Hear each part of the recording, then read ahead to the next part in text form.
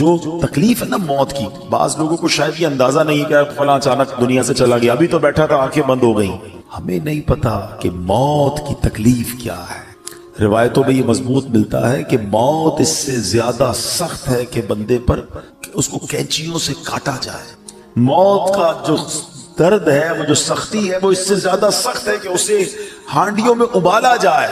موت کی سختی بڑی خطرناک. نصیب والے ہوتے ہیں کہ جن کی موت آسانی سے آ جائے، روح جو ہے وہ آسانی سے قبض کر لی جائے. نزا کا جو وقت ہے نا، سکرات کا جو عالم ہے، ہم اللہ سے دعا کرتے ہیں محبوب پاک علیہ الصلوۃ والسلام کے جلووں میں عافیت والی ہمیں موت نصیب فرما.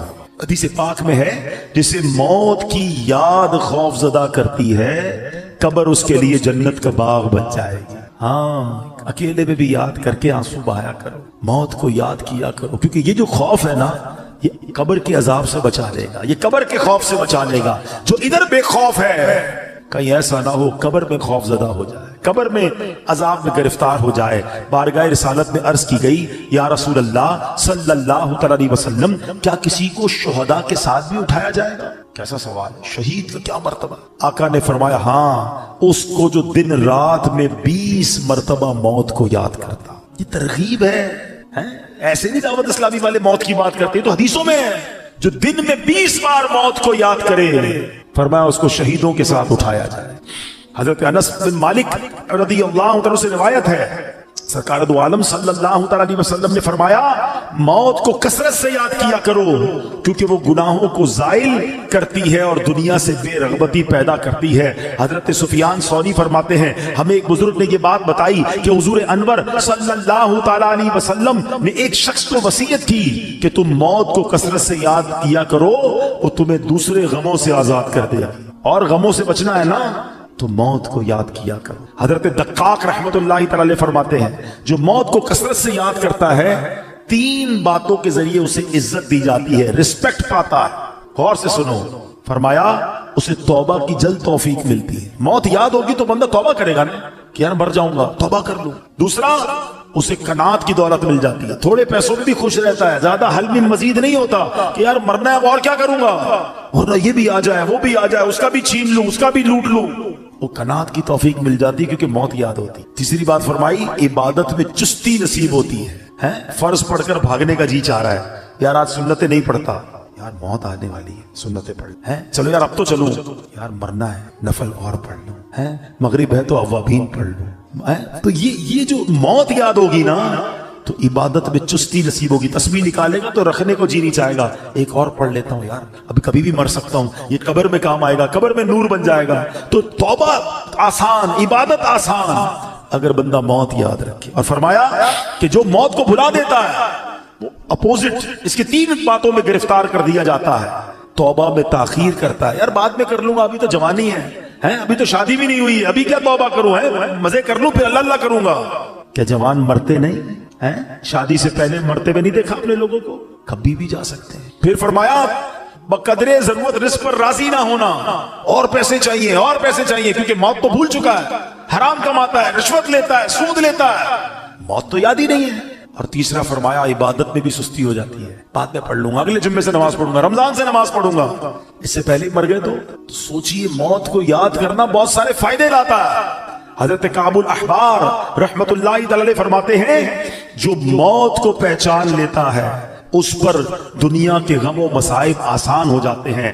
اے میرے پیارے اسلامی بھائیوں، امام حسن بصری رحمت اللہ تعالی علیہ فرماتے ہیں نبی پاک نے صحابہ کرام سے پوچھا کیا تم سب جنت میں داخل ہونا چاہتے ہو؟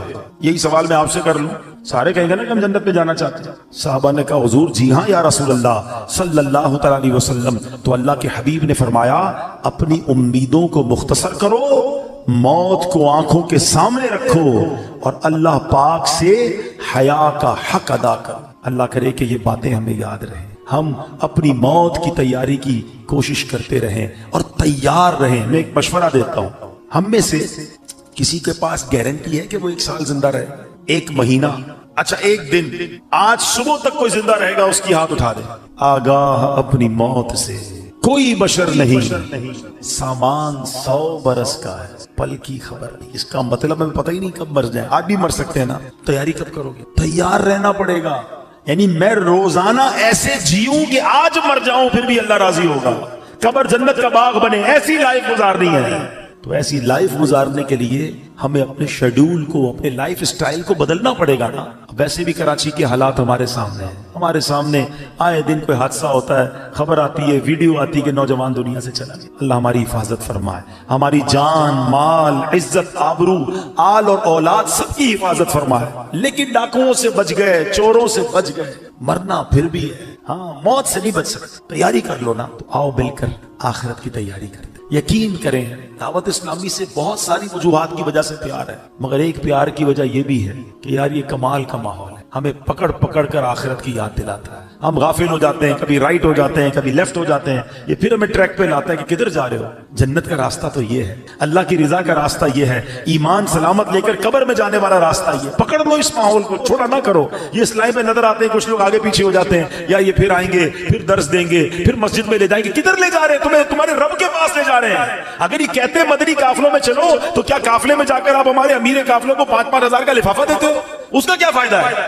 وہ اس لیے بلاتا ہے کہ 3 دن آؤ، اللہ کے گھر میں رہ کے رب کو راضی کر لو، قبر کی تیاری کر لو، قبر روشن کر لو، ان کا شکریہ ادا کیا کرو، ان سے بھاگا نہ کرو۔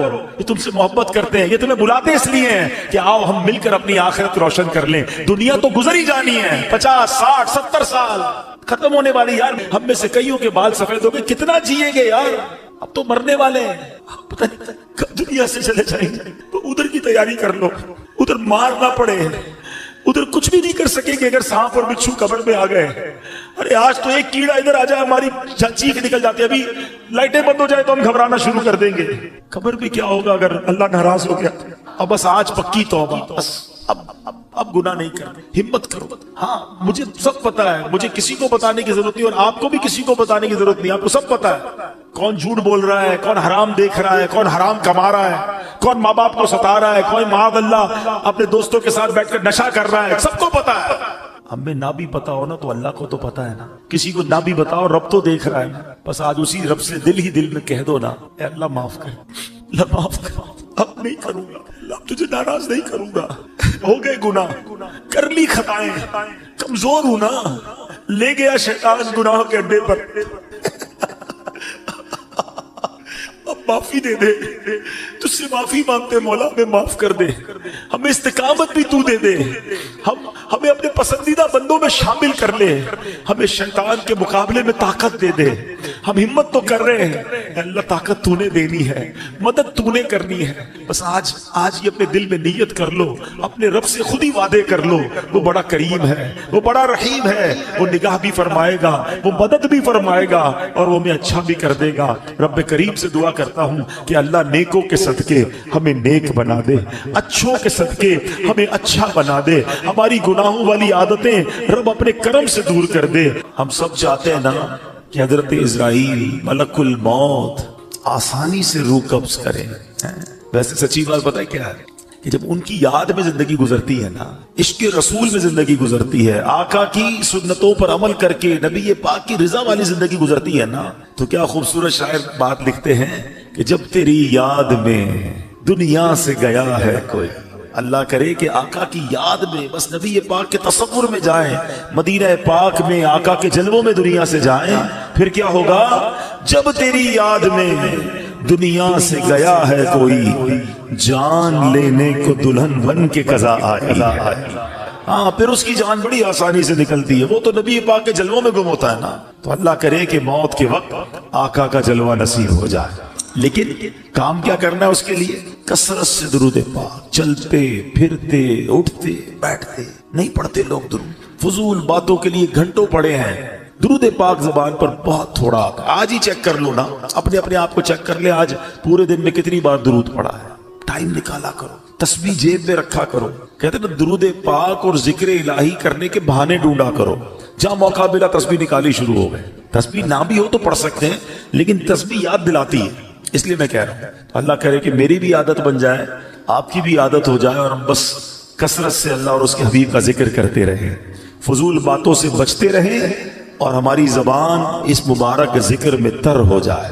بڑی پیاری التجا امیر اہل سنت کی ہے، مل کے آقا علیہ الصلوۃ والسلام کی بارگاہ میں عرض کرتے ہیں ذکر و درود ہر گھڑی ورد زباں رہے، ورد زباں رہے، میری فضول گوئی کی عادت نکال دو، میری فضول گوئی کی عادت نکال دو۔ آئیے مل کر محبت کے ساتھ بآواز بلند درود پاک پڑھ لیں، صلو علی الحبیب۔ آج جس موضوع پر میں نے کچھ مدنی پھول پیش کرنے ہیں، یوں سمجھیے اس کا آغاز تو درود پاک کی اس فضیلت سے ہی ہو چکا کہ جو سکرات کا وقت ہے، جو موت کی سختیاں ہیں، کیا ہم اسے یاد رکھتے ہیں؟ یہ ایک ایسی حقیقت ہے کہ جسے ہم بھول جاتے ہیں، زندگی میں ایسے زندگی گزار رہے ہوتے ہیں کہ جیسے مرنا ہی نہیں ہے۔ تو آج اسی حقیقت پر کچھ مدنی پھول پیش کروں گا۔ اللہ کرے کہ فکر آخرت اور آخری جو سفر ہے اس کی تیاری کا ہمارا ذہن بن جائے۔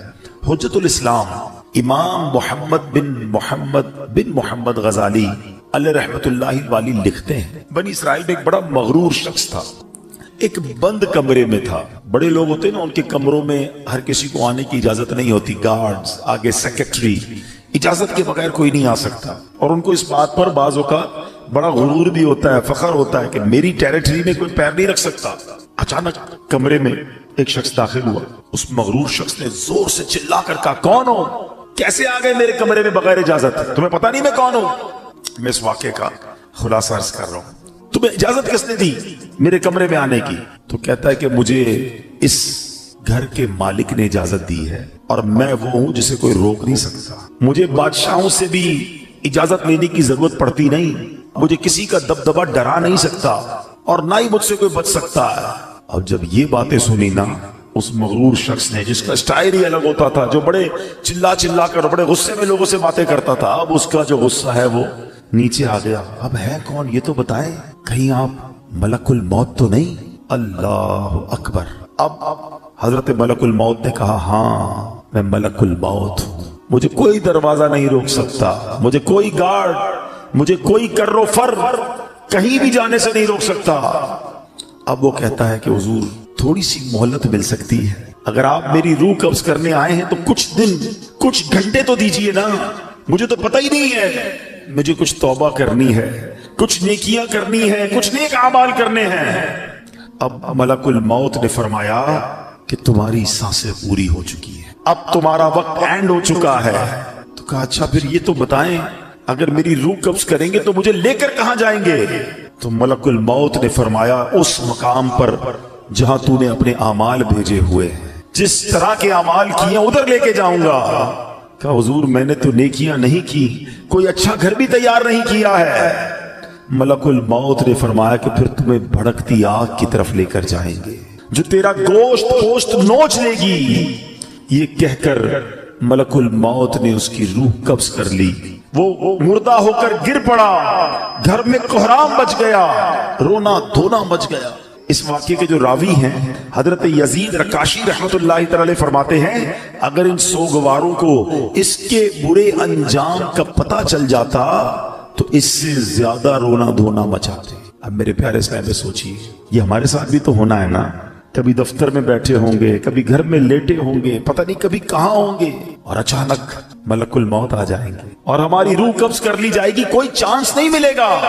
جس کو مرنا ہو کیا وہ ایسے جیتا ہے جیسے ہم جی رہے ہیں؟ وہ شاعر لکھتے ہیں نا، جب اس بزم سے اٹھ گئے دوست اکثر اور اٹھتے چلے جا رہے ہیں برابر۔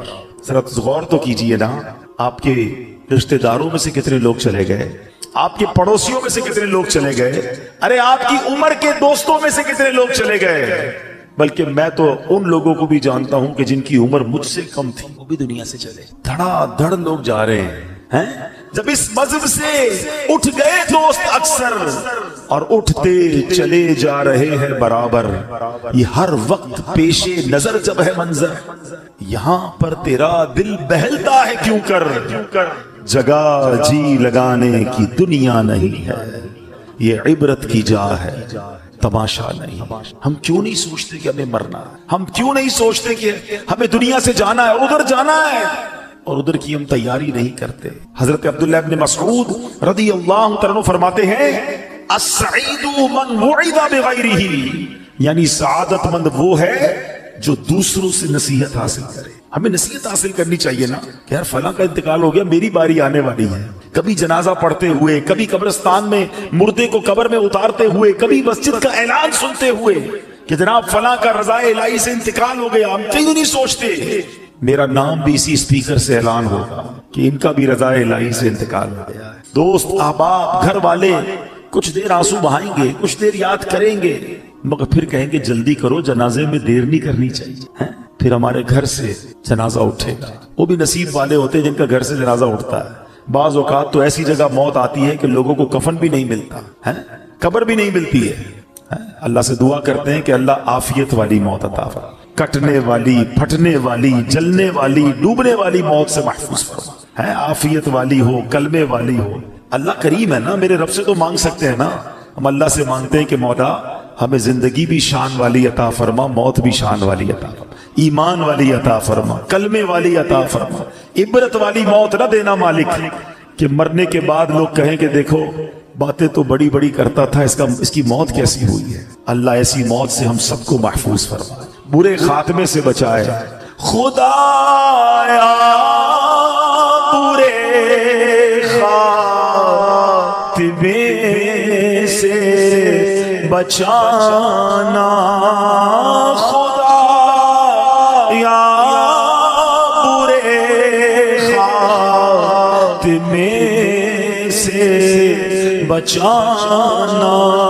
پڑھوں کلمہ جب نکلے دم یا الہی، پڑھوں کلمہ جب نکلے دم یا الہی.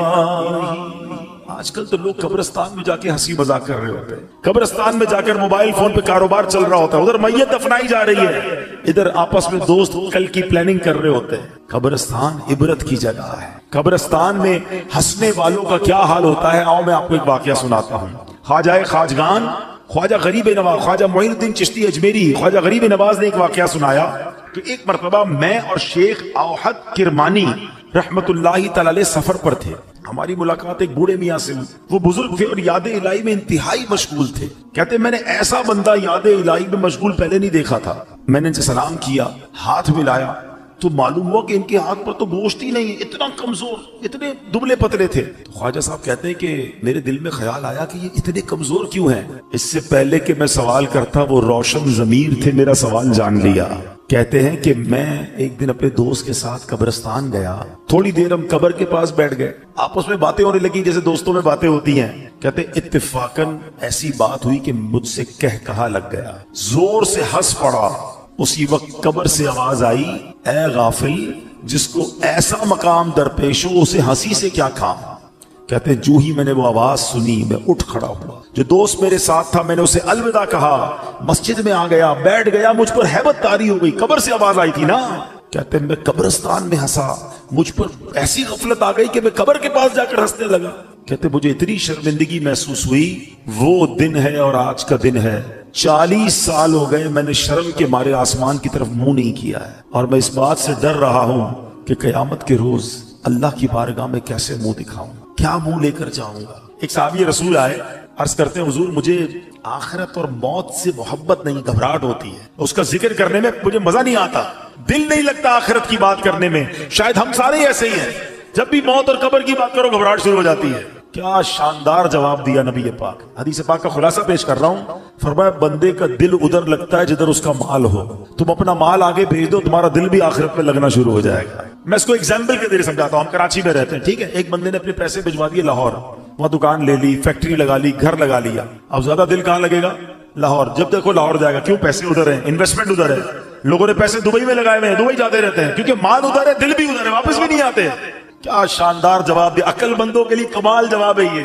اگر آخرت میں دل لگانا ہے نا، تو بندہ کہ میرے پیسے ادھر ہیں بھائی, میں نے اپنا مال اللہ کی راہ میں صدقہ کیا ہوا, محل تیار ہے, مسجد بنا دی ہے اللہ کے کرم سے, کیونکہ حدیث پاک کا خلاصہ ہے جو اللہ کے لیے مسجد بناتا ہے اللہ اس کے لیے جنت میں گھر بناتا ہے. خوش نصیب ہیں وہ لوگ جو مسجد بناتے ہیں یا مسجد میں حصہ ملاتے ہیں. کچھ نہ کچھ پیسے آگے بھجوایا کرو, یہ اگلا اکاؤنٹ ہے ہمارا, جاتے کہیں نہیں ہیں, ادھر سے نکل کر اس اکاؤنٹ میں جا رہے ہیں جدھر زیادہ گزارنی ہے زندگی.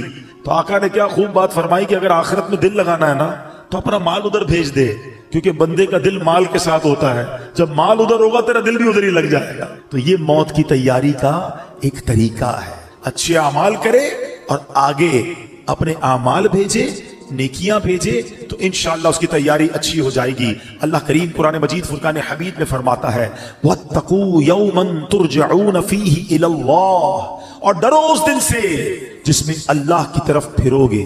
ایک قول کے مطابق اس آیت کریمہ کا معنی یہ ہے, اے ایمان والو ڈرو اس دن سے جب تم اس دنیا کو چھوڑ کر سفر آخرت پر روانہ ہو جاؤ گے. اے میرے پیارے اسلامی بھائیوں, اللہ کریم قرآن مجید میں فرماتا ہے وَلَا تَنْسَ نَصِيبَكَ مِنَ الدُّنْيَا, اور دنیا میں اپنا حصہ نہ بھول. اب کون سا حصہ ہے ہمارا دنیا میں؟ سنے اس آیت کی تفسیر میں علماء نے فرمایا اس سے مراد کفن ہے. یعنی دنیا میں ہمارا حصہ کتنا ہے؟ بس کفن لے کر جانا ہے اور کچھ لے کر نہیں جانا ہے. اور اتنی تیاری ہے دنیا سجانے کی, چھوٹا گھر بڑا ہو جائے, بڑا گھر اور بڑا ہو جائے, چھوٹا کاروبار بڑا ہو جائے. میں نہیں کہتا کاروبار بڑا نہ کریں, میں نہیں کہتا گھر بڑا نہ بنائیں, مگر اس گھر میں, اس کاروبار میں, اس دنیا میں اتنے غرق تو نہ ہو جائے نا کہ پہلے تو حلال اور حرام کی تمیز اٹھ جائے اور پھر مرنے کا ہی خیال نہ رہے. خدارا دیکھو ایک بات یاد رکھیں, ہمارے ساتھ ایسا نہیں ہے کہ ہمیں کوئی ٹائم الگ الگ دیا گیا ہے کہ بھائی یہ ٹائم دنیا کے لیے تیاری کر لو اور یہ والے ٹائم آخرت کی تیاری کر لینا, پھر تو ٹھیک ہے. ہم کہیں گے آخری 10 سال میں آخرت کی تیاری کر لوں گا. نہیں, اسی ٹائمنگز میں, اسی زندگی میں ہمیں دنیا بہتر کرنی ہے تو کریں, آخرت بھی بہتر کریں, کہیں رہ نہ جائے آخرت. شیطان کیا کہتا ہے, بس مولانا ابھی بھی ہو سکتا ہے میرا بیان چل رہا ہے نا تو کوئی کہہ رہا ہوگا کہ باتیں تو بڑی اچھی کر رہے ہیں, بس رمضان سے نماز شروع کر دوں گا, بس یہ اگلے سال میں یہ حرام کام چھوڑ دوں گا. ہاں یار میں یہ غلط کام تو کرتا ہوں, میری ایک بری عادت تو لگی ہوئی ہے, میں یہ بے حیائی کا کام تو کر رہا ہوں, بس یار تھوڑے 2-4 مہینے بعد پکی توبہ کر لوں گا. یہی شیطان کا کام کہ وہ لمبی امیدیں دلاتا ہے, لمبی امیدیں دلاتا ہے, تھوڑے دنوں بعد توبہ فوراً کرنی چاہیے. شیطان کیسا مردود ہے اور کیسے مرواتا ہے. مجھے بنی اسرائیل کا یہ پرانا کتابوں میں واقعہ لکھا وہ یاد آ گیا کہ 2 بھائی تھے, اوپر نیچے, فرسٹ فلور گراؤنڈ فلور والا بھائی بدکار, شرابی, کبابی, بے حیائی کے کام کرنے والا, اور اوپر والا بھائی تہجد گزار, قرآن پڑھنے والا, دین کا کام کرنے والا. شیطان بڑے بھائی کے پاس گیا اور اسے کہتا ہے کہ یار 40 سال ہو گئے تیری زندگی, کوئی مزہ نہیں کیا لائف میں, کوئی انجوائمنٹ نہیں, سارا دن ذکر تسبیح. میں نے اللہ پاک کی قدرت لوح محفوظ پر دیکھ لیا ہے, تیری عمر 80 سال ہے, ایک کام کر 20 سال انجوائے کر, مزے کر, رنگ رلیاں منا لے, آخری 20 سال پھر توبہ کر کے عبادت کر لینا. شیطان نے دل میں یہ خیال ڈال دیا. اس نے سوچا یار بات تو ٹھیک ہے یار, میں تو کچھ کیا ہی نہیں زندگی میں, صرف اللہ اللہ ہی کرتا رہا, مزہ ہی نہیں لائف میں اٹھایا. نیچے ہی تو میرا بھائی ہے, روز عیاشیاں کرتا ہے, روز شرابیں پیتا ہے, روز بے حیائی کرتا ہے, کہیں اور جانے کی کیا ضرورت ہے, نیچے چلے جاتا ہوں بھائی کے پاس. وہ اللہ کی کرنی دیکھو کہ جو نیچے والا بھائی تھا اس کے دل میں خیال آیا کہ یار کب تک گناہ کرے, اتنی شرابیں, اتنی بے حیائیاں, اتنی بدکاریاں, مرنا نہیں تجھے, توبہ کر.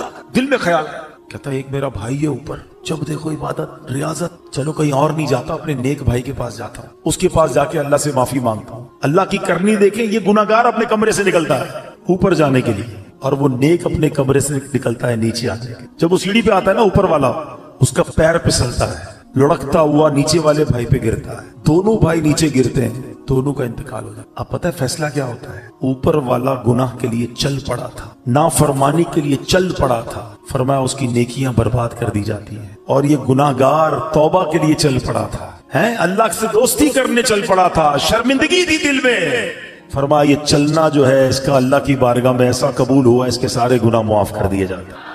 ہائے ہائے ہائے, یہ ہے میرے رب کی رحمت. ہم کتنے ہی گناہگار کیوں نہ ہو, چل تو پڑو یار, توبہ کے راستے پہ چل پڑو نا, اسے راضی کرنے کے راستے پہ چل پڑو یار. کب تک سوچتے رہیں گے, کب تک نمازیں قضا کرتے رہیں گے, کب تک جھوٹ بولتے رہیں گے, کب تک حرام کماتے رہو گے, کب تک ماں باپ کو ستاتے رہو گے, کب تک جوا کھیلتے رہیں گے, کب تک شراب اور بے حیائی کے کام کرتے رہو گے.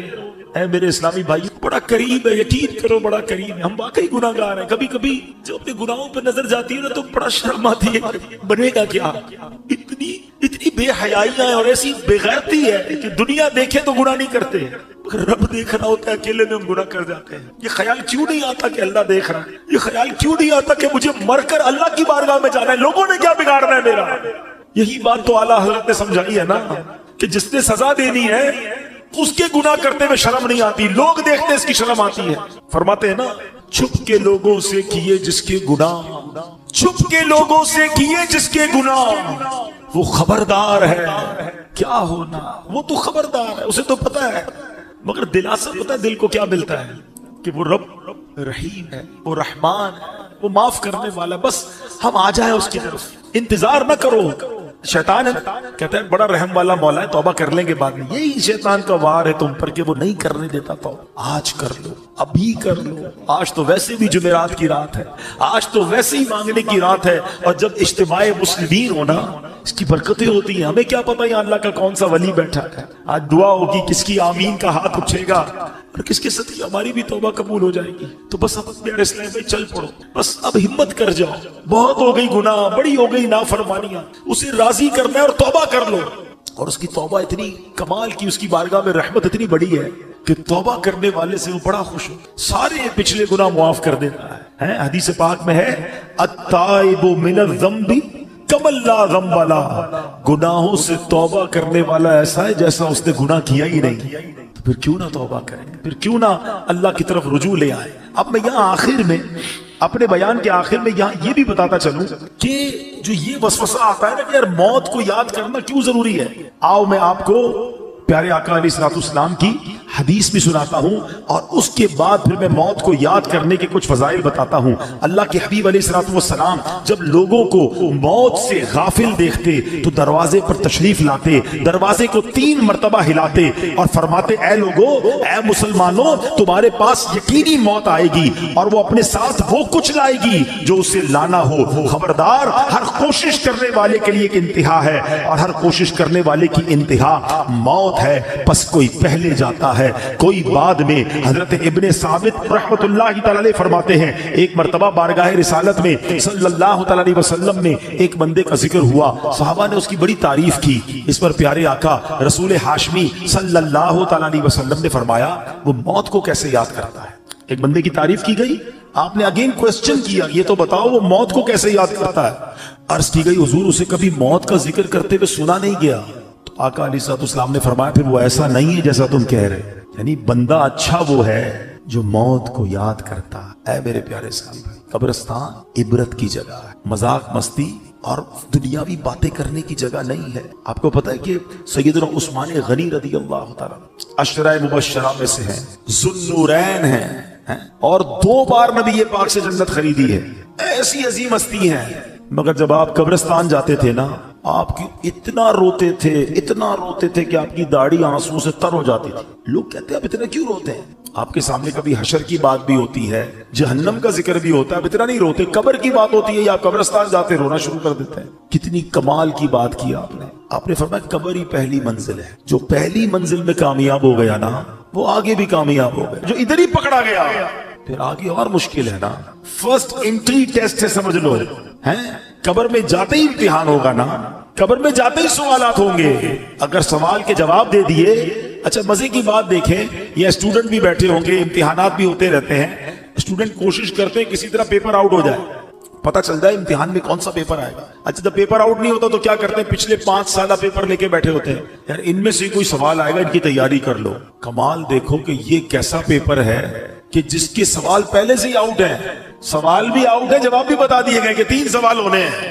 قبر میں جانے کے بعد ہر بندے سے سوال ہوگا، من ربک، تیرا رب کون ہے، ما دینک، تیرا دین کیا ہے، اور پھر ایک پیارا سا چہرہ دکھایا جائے گا اور پوچھا جائے گا ما کنت تقول فی ھذا الرجل، کہ اس مبارک چہرے والی ہستی کے بارے میں دنیا میں کیا کہا کرتا تھا۔ اور تینوں سوالوں کا جواب ہمیں پتا ہے، من ربک، ربی اللہ، اللہ ہمارا رب ہے نا، ما دینو کا، دین یہ الاسلام، دین میرا اسلام ہے۔ اور ہمیں پتہ ہے کس کا چہرہ دکھایا جائے گا، کیا کہیں گے، ہوا رسول اللہ صلی اللہ تعالی علیہ وسلم، یہ تو میرے آقا جناب رسول اللہ صلی اللہ تعالی علیہ وسلم ہے۔ مگر یہ اتنا سمپل نہیں ہے، ہاں سوال بھی پتہ ہے، जवाब भी पता है। अब मैं आपको आओ एक कंपैरिजन समझाता हूं। मेरे बच्चों, जो खास तौर पे स्टूडेंट्स हैं, बल्कि जितने भी लोग हैं, सबने दुनिया के इम्तिहान कभी ना कभी दिए होंगे। What is the difference between worldly examination and examination of the grave?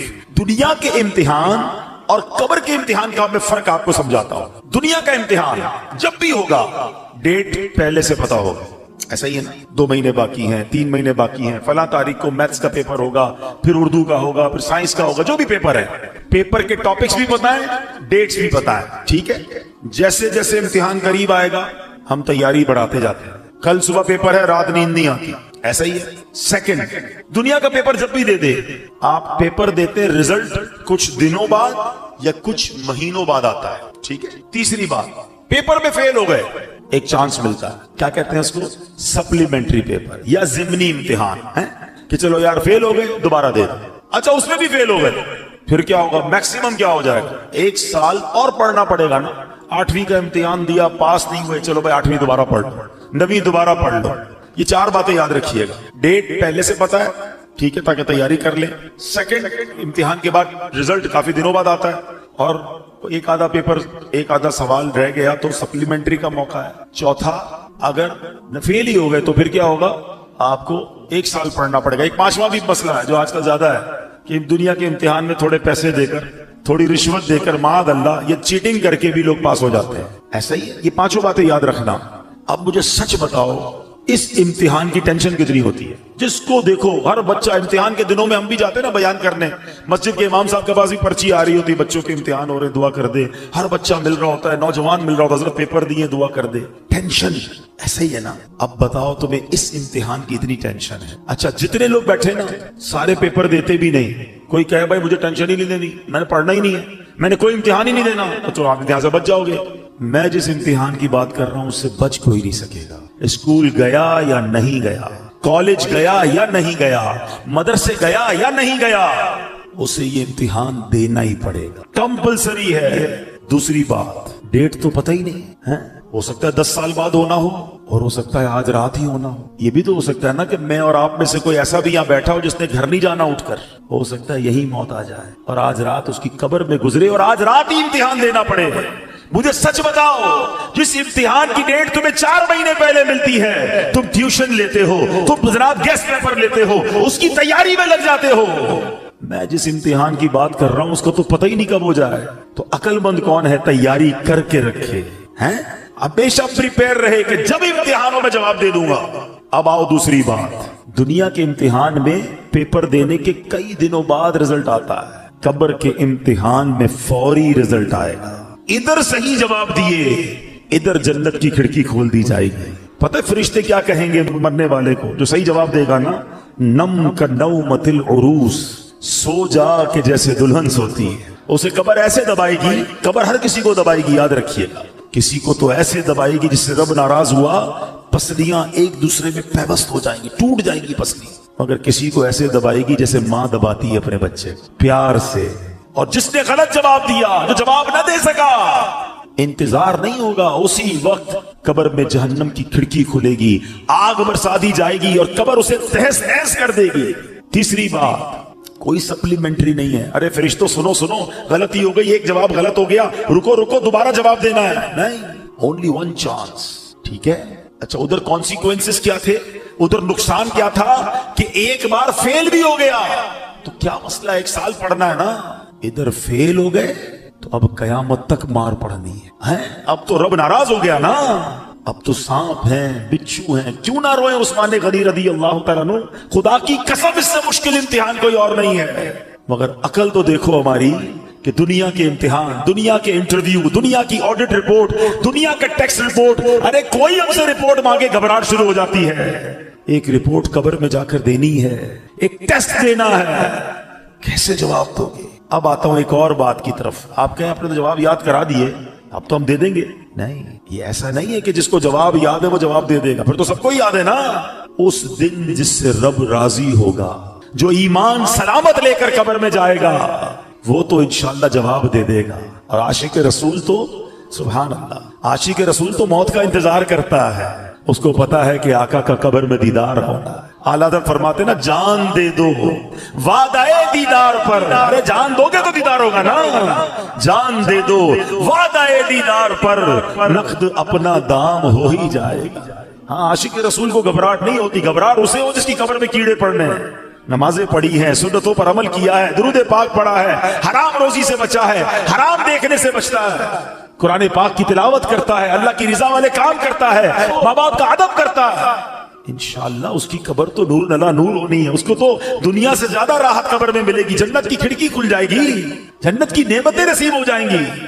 आशिक रसूल की तो कहते हैं ना, उसकी तर्जमानी शायर करते हैं कि वो तो जब आका कब्र में आएंगे ना, तो जब पूछेंगे फरिश्ते कि ये कौन है, तो क्या कहेंगे, मेरा दीनो ईमान फरिश्ते जो पूछे तुम्हारी जानिब, इशारा करूं मैं तुम्हारी जानिब, इशारा करूं।